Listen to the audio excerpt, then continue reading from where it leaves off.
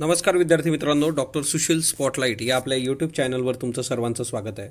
21 February 2021च्या चालू घडामोडींचं विश्लेषण आपण बघणार आहोत. तत्पूर्वी डॉक्टर सुशील स्पॉटलाईटला टेलिग्रामवर फॉलो करण्यासाठी डिस्क्रिप्शनमधली लिंक तुम्ही वापरू शकता. फेसबुकवर आपला ग्रुप आहे, तिथेही फॉलो करू शकता. स्पॉटलाईट इयरबुक 2021 आणि स्पॉटलाईट MCQ 2021 याच्यासाठीचा पोस्टल नंबर जो आहे तो 8446430119 ॲमेझॉन, फ्लिपकार्ट आणि तुमच्या शहरातले जे काही विक्रेते आहेत त्यांच्याकडे हे पुस्तक अवेलेबल आहे. IBची जी काही एक्झाम झालेली आहे, IB ACIO, तर तिच्यामध्ये आपल्या एकंदरच लेक्चर सिरीजमधून आणि इयरबुकमधून जे काही प्रश्न आलेले आहेत आणि तुमचे जे काही वेगवेगळे फीडबॅक आलेले आहेत त्यासाठी सर्वांचे आभार. एकंदरीतच मध्य प्रदेशमध्ये होशंगाबादचं नामकरण जे आहे ते नर्मदापुरम करण्याचा प्रस्ताव ठेवण्यात आलेला आहे. आणि यासंबंधी मध्य प्रदेशचे मुख्यमंत्री शिवराज सिंग चौहान यांनी 19 फेब्रुवारी रोजी हे जाहीर केलं की ते याबाबतचा प्रस्ताव केंद्र सरकारकडे पाठवणार आहेत. सो होशंगाबादचं नामकरण नर्मदापुरम होईल किंवा नाही, आता हा बॉल केंद्राच्या कोर्टात आहे. तर बघू. नर्मदा जयंतीच्या कार्यक्रमात त्यांनी ही घोषणा केली. आता सिंपल काय आहे ना, की एकंदरीतच हे उद्या नामकरण झालं तर ती न्यूज येईलच, परंतु आता नर्मदा जयंती आहे त्याच्यामुळे नर्मदा नदी जी आहे त्याच्याबद्दलचे डिटेल्स करणं आपण अपेक्षित आहे. आता आपल्याला माहीत आहे की ही वेस्ट फ्लोविंग रिव्हर आहे. दुसरी महत्त्वाची बाब आहे की ही रिफ्ट व्हॅलीमधून वाहते, है ना. जे बेसिक आहे त्या गोष्टी तुम्ही केल्या पाहिजेत. याच्याबरोबरच रिफ्ट व्हॅली, वेस्ट फ्लोविंग म्हटल्यानंतर दुसरी एक नदी येते, ती म्हणजे तापी नदी आहे. ओके.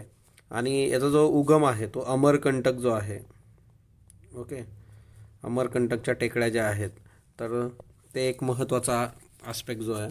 सो नर्मदा नदी जी आहे त्याचं बेसिक तुम्हाला करणं, उगम जे आहे, उपनद्या ज्या आहेत, त्याच्यावरचे जे काही प्रकल्प आहे, म्हणजे फॉर एक्झाम्पल तुमच्यासमोर आता नर्मदा नदीचा टोटल जो काही मॅप आहे तो तुमच्यासमोर आहे बघा. म्हणजे याच्यावरचे जर तुम्ही हे बघितलेत तर सरदार सरोवर हा मोठा प्रकल्प एक आहे. इंदिरा सागर हा एक महत्त्वाचा प्रकल्प हिच्यावरचा आहे.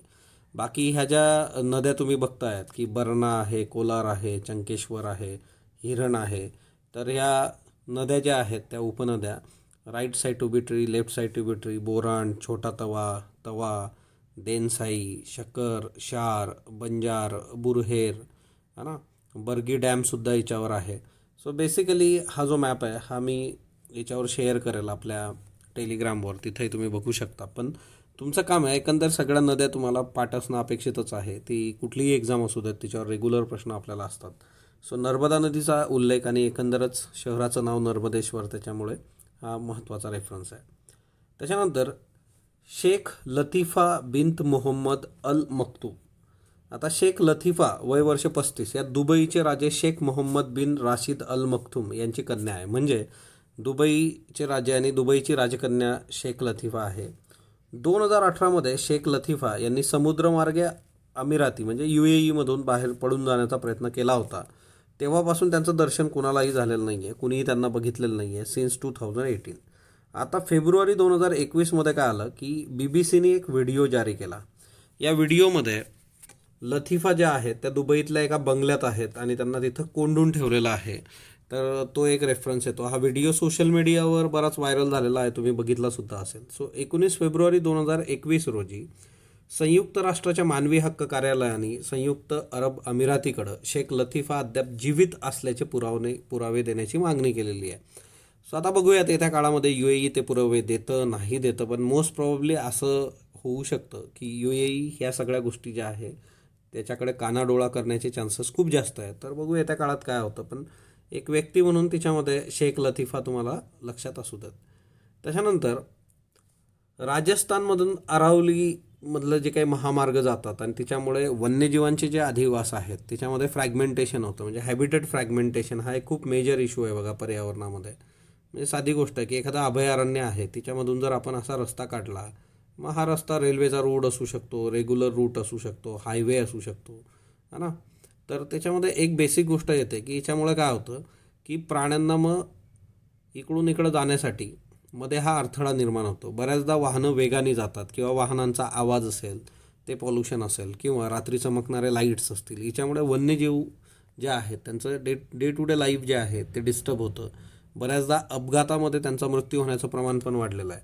सो अरावलीमधून जाणारे महामार्ग बघा, NH-48 दिल्ली जयपूर हायवे आहे, NH-248A गुरुग्राम अलवार हायवे आहे, गुरुग्राम फरीदाबाद हायवे आहेत. हे 3 हायवे किंवा 3 महामार्ग जे आहेत तर ते आरावलीमधून जातात आणि त्याच्यामुळे वन्यजीव अधिवासांचे तुकडे झालेले आहेत, फ्रॅगमेंटेशन झालेलं आहे आणि अपघातात वन्यजीवांचा मृत्यू होण्याचं प्रमाण वाढलेलं आहे. म्हणजे 2019ची जर तुम्ही न्यूज बघितली तर एका बिबट्याचा मृत्यू तिच्यात झाला होता, है ना. तर असे किती काय तुम्हाला रेफरन्सेस मिळत राहतात. आता दिल्लीचं जे असोला अभयारण्य आहे तर MCQ करता हे एक लक्षात ठेवा की असोला अभयारण्य दिल्लीमध्ये आहे आणि राजस्थानचं जे सारिस्का आहे, ओके, राजस्थान सारिस्का MCQ. तर यातील वन्य प्राण्यांच्या संचारास वरील महामार्गामुळं अडथळा निर्माण झालेला आहे. तर हाही एक महत्त्वाचा मुद्दा आहे की आरावलीमधलं तर वन्यजीव अधिवास जो आहे तो फ्रॅगमेंट झालाच आहे, परंतु दिल्लीमधलं जे असोला अभयारण्य आहे, राजस्थानमधलं सारिस्का, याच्यातल्या वन्य प्राण्यांच्या संचारामध्ये वरील महामार्गांमुळे अडथळा निर्माण झालेला आहे. तर तोही एक लक्षात असू देत. बऱ्याचदा हे न्यूजमध्ये असणारे हायवेज विचारले जातात की कुठला कुठून जातो, तर ती एक महत्त्वाची बाब प्रत्येकाने लक्षात ठेवायची की किमान भारताचं जे काही पेरीफेरी आहे त्याच्यामध्ये ह्या साईडला कुठले हायवे आहे, त्याचं नंबरिंग इव्हन ऑड तेवढं थोडं बघून ठेवलं म्हणजे सोपं जातं मॅपमध्ये. रतन टाटा यांना जीवनगौरव पुरस्कार देण्यात आलेला आहे. वोकहार्ड फाउंडेशनच्या वतीने नामवंत कॉर्पोरेट संस्था ज्या आहेत त्यांना सामाजिक दायित्व किंवा CSR ज्याला आपण म्हणतो, corporate social responsibility shining stars पुरस्कार राजभवनात राज्यपाल भगतसिंग कोश्यारी यांच्या हस्ते प्रदान करण्यात आले आणि तिथं रतन टाटा यांना या वोकहार्ड फाउंडेशननी जीवनगौरव पुरस्कारांनी सन्मानित केलेला आहे. तर तो एक महत्त्वाचा रेफरन्स लक्षात ठेवा. डॉक्टर A बालसुब्रमण्यम वय वर्ष 75 यांचं निधन झालेलं आहे. निवृत्त लष्करी अधिकारी होते, ज्येष्ठ शिक्षक तज्ज्ञ आणि श्री बालाजी विद्यापीठाचे कुलपतीसुद्धा होते. व्यवस्थापन क्षेत्रातील योगदानासाठी राष्ट्रपतींकडून त्यांना मानद कर्नल म्हणून सन्मानित करण्यात आलेले ते पहिले भारतीय होते. सो MCQ करता हे फार महत्त्वाचं आहे. व्यवस्थापन क्षेत्रातल्या योगदानासाठी भारताच्या राष्ट्रपतींनी मानद कर्नल म्हणून सन्मानित करण्यात आलेले पहिले व्यक्ती डॉक्टर A बालसुब्रमण्यम हे होते. 29 वर्ष त्यांनी लष्करी सेवेत घालवले आहेत आणि 1965 आणि 71 भारत पाकिस्तानी युद्ध तिच्यामध्ये त्यांचा सहभाग होता. ऑस्ट्रेलियन खुली टेनिस स्पर्धा जी आहे महिला एकेरीचं जर तुम्ही रिझल्ट बघितले तर विजेतेपद जे आहे ते नाओमी ओसाकाला गेलेलं आहे, जपानचं. नाओमी ओसाकाला याच्या आधी पण एक विजेतेपद मिळालं होतं, हा ना, ती न्यूजमध्ये होती बघा, तेही आपण बघणार आहोत. 2020चं अमेरिकन जे काही ओपन आहे तर त्याचं 2020चं मिळालं होतं आणि तिच्यामध्ये बघितलं होतं की नाओमी ओसाकाने वेगवेगळ्या मुखपट्ट्या वापरल्या होत्या. त्याचे रेफरन्सेस आपण बघितलं होतं, जसं जो काही वंशवाद केला जातो, वर्णभेद केला जातो, है ना, जॉर्ज फ्लायडच्या नावाची अशी वेगवेगळ्या नावाच्या मुखपट्ट्या तिने वापरल्या होत्या अमेरिकन ओपनमध्ये. उपविजेतेपद जे आहे ते जेनिफर ब्रँडी अमेरिकेला मिळालेलं आहे आणि नाओमी ओसाका जर तुम्ही बघितलं तर हे तिच्या कारकिर्दीमधलं 4थं ग्रँड स्लॅम आहे. ऑस्ट्रेलियन स्पर्धा जेतेपद 2019, 2021 आणि अमेरिकन ओपन 2018, 2020. सो 19, 20, 18, 19, 20, 21 सलग 4 वर्षे जे आहे पदार्पणामध्ये कारकिर्दीच्या सुरुवातीला 4 ग्रँड स्लम जेतेपद पटकवणारी ओसाका मोनिका सेलेन्स नंतरची 1991 दुसरी महिला टेनिसपटू आहे. म्हणजे तिच्या कारकिर्दीच्या सुरुवातीलाच तिने सलग 4 ग्रँड स्लॅम पटकवलेले आहेत आणि अशी ती दुसरी महिला टेनिसपटू आहे. नाओमी ओसाकावर येत्या काळात प्रश्न अपेक्षित आहे बघा. सो है ना, नाओमी ओसाका तुमच्या समोर आहे, है ना. नाओमी ओसाका जरी जपानची असली तरी ती 3 वर्षाची असल्यापासून अमेरिकेत राहते बरं, ते पण एक लक्षात ठेवा. केंद्र आणि राज्य एकत्रित प्रयत्नांचे पंतप्रधानांचे आव्हान. आता एक गोष्ट लक्षात ठेवायची की पॉलिटीमधून सेंटर स्टेट जे आहे संघराज्य प्रणाली तर ते खूप चांगलं करायचं. त्याच्यावर येत्या काळात प्रश्न अपेक्षित आहे. एकंदरच JNKचा इश्यू असेल किंवा GSTचा मधल्या काळातला इश्यू असेल की केंद्र आणि सरकार याच्यामधला संघर्ष किंवा त्याच्यामधला बेबनाव वेळोवेळी समोर आलेला आहे. सो सेंट्रल स्टेट रिलेशन, मग त्याच्याशी रिलेटेड असणाऱ्या समित्या आणि त्या सगळ्या गोष्टी खूप प्रॉपरली बघणं अपेक्षित आहे बघा. दुसरी महत्त्वाची गोष्ट पंतप्रधानांनी एक सांगितली ती म्हणजे स्पर्धात्मक संघराज्यवाद. म्हणजे बघा, कोऑपरेटिव्ह फेडरलिझम सहकारी संघराज्यवाद आता स्पर्धात्मक संघराज्यवादाबद्दल हे बोलत आहेत की एकंदरीतच जी संघराज्य प्रणाली आपली आहे तर तिच्यात एक स्पर्धा असली पाहिजे. याच्या आधी जे 2014 पासून जे होतं की कोऑपरेटिव्ह फेडरलिझम सहकार्यात्मक संघराज्य प्रणाली. ओके, सो या दोन्ही गोष्टी थोड्या लक्षात असू देत. मग स्पर्धा असावी ती पॉझिटिव्ह स्पर्धा असावी आणि तिच्यातून चांगल्या गोष्टी झाल्या पाहिजेत. दुसरी महत्त्वाची गोष्ट आहे की खाद्यतेल जी आपण आयात करतो, तर त्या खाद्यतेल आयातीचा विचार केला तर जवळपास 65,000 कोटी रुपयाचं खाद्यतेल आपण आयात करतो. भारतीय शेतकऱ्यांनी जर तेलबियाचं उत्पादन केलं तर आयातीचे पैसे त्यांच्या खात्यावर जमा करता येतील असं पंतप्रधान म्हटलंय. सो त्यांनी आवाहन केलेलं आहे शेतकऱ्यांना की तुम्ही खाद्यतेल तेलबियाचं उत्पादन जास्तीत जास्त घेतलं पाहिजे. सो बघूयात येत्या काळामध्ये शेतकरी कशा पद्धतीने रिस्पॉन्ड करतात याला. त्याच्यानंतर हा समोर जो तलाव तुम्हाला दिसतो आहे, तर एकंदरीतच ऋषीगंगेच्या उत्तरेस तलावाची निर्मिती झालेली आहे उत्तराखंडमध्ये. आणि हा सगळा जो प्रलय आला उत्तराखंडमध्ये, हिमकडा कोसळला, तर तिच्यामुळे ऋषीगंगाच्या वरील बाजूला कृत्रिम तलावाची तपासणी करण्यासाठी मग किंवा त्याच्यामुळे आजूबाजूच्या परिसराला धोका आहे किंवा नाही, तर एक पथक तिथं पांग एरिया जो आहे, पांग गाव जे आहे तिथं दाखल झालं होतं. सो एकंदरीतच हा है ना कृत्रिम तलाव जो आता तयार झाला सगळा ह्या सगळ्या याच्यामध्ये, तर ती एक महत्त्वाची बाब आहे. Okay. Hot spring, Gogra, Depsang, आता हे सगळे ठिकाणं आपण वेळोवेळी बघत आलेलो आहोत भारत चीनच्या बाबतीमध्ये, सीमेच्या वादाच्या याच्यामध्ये. सो इथूनही सैन्य माघारी घेतलं गेलं पाहिजे असा भारताचा आग्रह आहे. चीनबरोबर चर्चेची 10वी फेरी आपण करतोय. एकंदरीतच आपण जर बघितलं होतं की राहुल गांधींचं हे स्टेटमेंट होतं की हॉट स्प्रिंग, गोग्रा, देपसांग इथल्या सैन्याचं काय करणार आहे सरकार. तर आता सरकारने 10वी फेरी चीनबरोबर सुरू केलेली आहे आणि होप सो की याच्यामधून खूप चांगल्या गोष्टी होतील. कारण लद्दाखमधून सैन्य मागे जातं आहे आपण बघितलं आहे. आणि एकंदरीतच येत्या काळामध्ये इथूनही सैन्य जे आहे ते मागे जाईल. आता ही जी 10वी फेरी आहे ती मोल्दो येथे सुरू झालेली आहे आणि चीनच्या हद्दीतलं मोल्दो नावाचं ठिकाण आहे. तर बघू आता 10व्या फेरीनंतर गोष्टी काय होतात. आता बघा, राजीव गांधी हत्याकांडामधील जे दोषी आहेत त्याच्यामध्ये A.G. पेरारीवलन, वय वर्ष 48, राजीव गांधी हत्येप्रकरणी जन्मठेपेची शिक्षा भोगतोय. A.G. पेरारीवलन जो आहे तर त्याला शिक्षा जी झाली होती ती 19व्या वर्षी झाली होती. आणि जो काही बॉम्ब वापरण्यात आला होता राजीव गांधी यांची हत्या करण्यासाठी, त्या बॉम्ब करता 9 व्होल्टच्या बॅटरी पुरवल्याचा आरोप त्याच्यावर होता.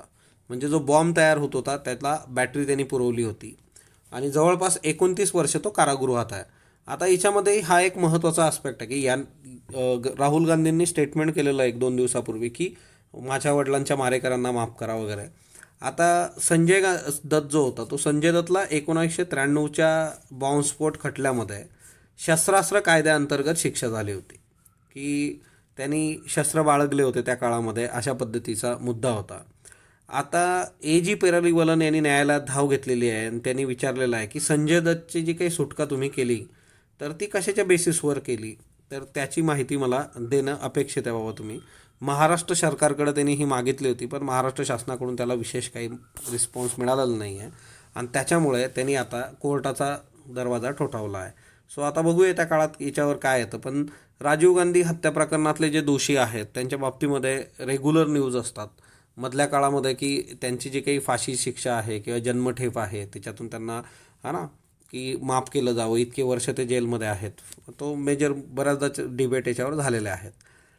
आता बघा, वसंत उत्सवामध्ये हिंदुस्थानी आणि कर्नाटकी संगीताचा मिलाप. आता इथं एवढंच बेसिक आहे की भारतातलं जर शास्त्रीय संगीत तुम्ही बघितलं तर त्याचे 2 प्रकार आहेत, हिंदुस्थानी आणि कर्नाटकी संगीत.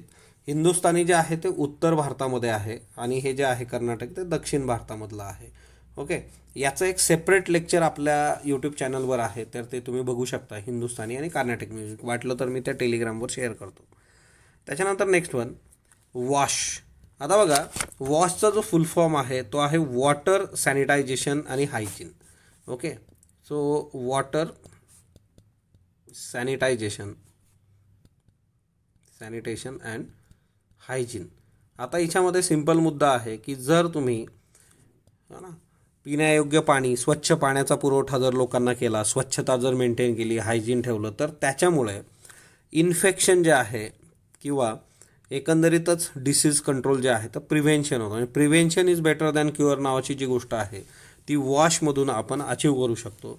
आता याच्यामध्ये सिम्पली जर तुम्ही बघितलं तर दरवर्षी WHO हा डेटा आहे की जवळपास 8,27,000 लोक जे आहेत की जे लो आणि मिडल इन्कम कंट्रीजमधले आहे, तर ते प्रॉपर स्वच्छ पाणी, सॅनिटायझेशन, हायजीन नसल्यामुळे त्यांची डेथ होते. ओके. म्हणजे 8,27,000 लोक जगात कशामुळे मृत्यू पावतात, तर प्रॉपर वॉटर नसणं, प्रॉपर हायजीन, स्वच्छता नसणं त्याच्यामुळे.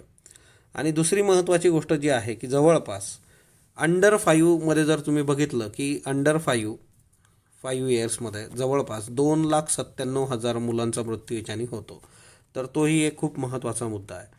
आणि एकंदरीतच 2012चा WHO रिपोर्ट आहे की ज्याच्यानुसार जर तुम्ही $1 सॅनिटायझेशनमध्ये जर इन्व्हेस्ट केला, $1 एक है ना, म्हणजे तुम्ही 70-75 तर तिच्यामधून जवळपास तुम्हाला जे आहे की $5.50 जे आहेत ते तुमचे वाचतात. कशावरचे, तर मग ते हेल्थ कॉस्ट आणि है ना त्या सगळ्या प्रीमॅच्युअर डेथ असतील त्याच्यातून. म्हणजे जवळपास त्याची जी काही उपलब्धी आहे ती जवळपास 5 ते 5.5 पट आहे. तर हा याच्यातला फार महत्त्वाचा मुद्दा आहे. सो भारताने येत्या काळामध्ये वॉशवर फोकस करणं गरजेचं आहे की water, sanitation and hygiene. So हा एक खूप महत्त्वाचा मुद्दा आहे बघा. WHO रिपोर्ट आणि त्याच्याशी रिलेटेड ह्या महत्त्वाच्या बाबी थोड्या लक्षात ठेवा. सो वॉश एक आपल्यासाठी महत्त्वाचा ठरू शकतो. त्याच्यानंतर स्वीडिश ॲक्टिव्हिस्ट जी ग्रेटा थनबर्ग आहे बघा, तर ऑब्वियसली दिशाला तिने सपोर्ट केलेला आहे. टूल किटमध्ये जी आहे ग्रेटा थनबर्गचं नाव आलं की ती टूल किट तिने चेंज केली वगैरे वगैरे. Right to peaceful protest is non negotiable human right असं स्टेटमेंट तिने केलेलं आहे. हा असाचा असा जे काही स्टेटमेंट आहे हे तुम्हाला UPSC एसेमध्ये विचारलं जाऊ शकतं. याच्यावर तुम्हाला GS2मध्ये प्रश्न विचारला जाऊ शकतो की right to peaceful protest is a non negotiable human right.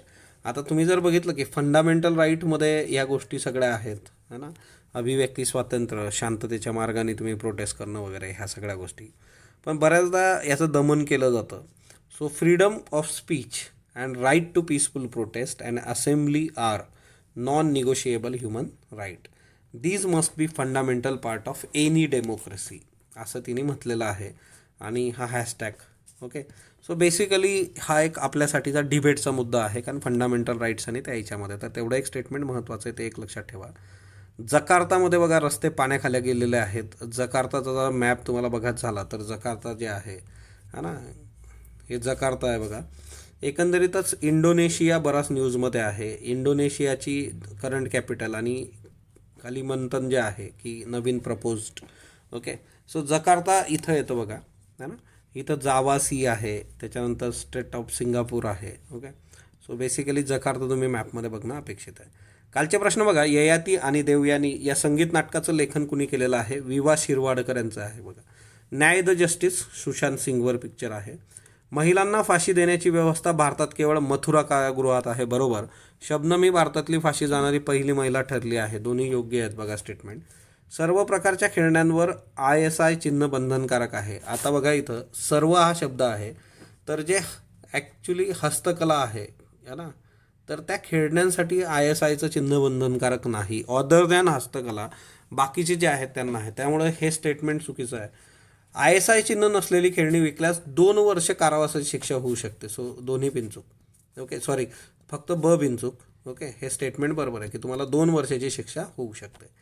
परीक्षा पे चर्चा हा कार्यक्रम मार्च 2016मध्ये सुरू झाला. बरोबर. 2021चा परीक्षा पे चर्चा कार्यक्रम ऑनलाईन पद्धतीने होणार आहे. सो दोन्ही स्टेटमेंट योग्य आहेत. आजचे प्रश्न घ्या. निवडणुकांना विलंब झाल्याने सोमालियामध्ये नागरिकांद्वारे निदर्शनं केली जात आहेत. सोमालिया हा देश हॉर्न ऑफ आफ्रिकाचा भाग आहे. फक्त अयोग्य, योग्य, दोन्ही योग्य, दोन्ही अयोग्य. जोड्या लावा. IIT आणि IIT उभारताना मदत करणारा देश. मुंबई, चेन्नई, कानपूर, दिल्ली. इकडं आहे सोव्हिएत युनियन, जर्मनी, अमेरिका आणि UK. सो तुम्हाला योग्य जोड्या लावायच्या आहेत. खालीलपैकी भारतातील पहिली हिंदी वेबसाईट कोणती आहे? भारत देश, मेरा भारत, समृद्ध भारत, विशाल भारत. महाराष्ट्रात सर्वाधिक रोजगार निर्मिती झालेला तालुका कोणता? भोकरदन, भुसावळ, चिखलदरा, इंदापूर. मंगळावर यशस्वीरित्या उतरलेल्या परसेवरन्स बग्गीबाबत विंचूक विधान निवडा. मंगळावरील जीवसृष्टीचा शोध घेणार आहे. ही बग्गी आतापर्यंतची सर्वात आधुनिक बग्गी आहे. स्वाती मोहन यांनी मंगळाच्या पृष्ठभागावर उतरवण्यासाठी मार्गदर्शन केले. इस्रोचा महत्त्वाकांक्षी प्रकल्प आहे. अबकड, अबड, बकड आणि अबक. सो याची उत्तर तुम्ही कमेंट बॉक्समध्ये देणार आहात. स्पॉटलाईटला जो तुम्ही प्रतिसाद देता त्याबद्दल मी आपला आभारी आहे. स्पॉटलाईटला लाईक करा, शेअर करा, सबस्क्राईब करा. धन्यवाद विद्यार्थी मित्रांनो.